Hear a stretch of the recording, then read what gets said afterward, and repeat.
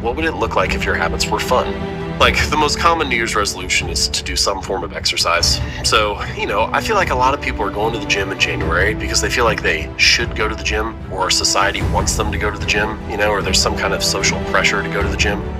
But if we were to come up with a list of what it means to be active and fit, and healthy, we could come up with a long list of things. Go to the gym and lift weights. You could kayak, rock climb, do yoga, Pilates, whatever. We could probably sit here for like 15 minutes and come up with a real long list.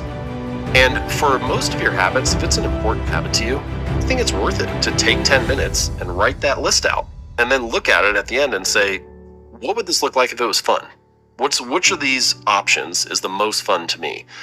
And that doesn't mean that your habits will be like the most fun thing that you do each day. It's not like it's always going to feel like going to a concert or something, but it does mean that pretty much any habit can be more fun than the default.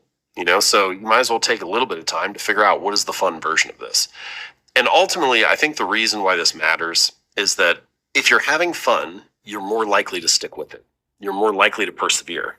The person who's having fun is actually the person who's dangerous. Like, you don't want to compete with them because they're having a good time. When it gets difficult, they're way more likely to stick with it.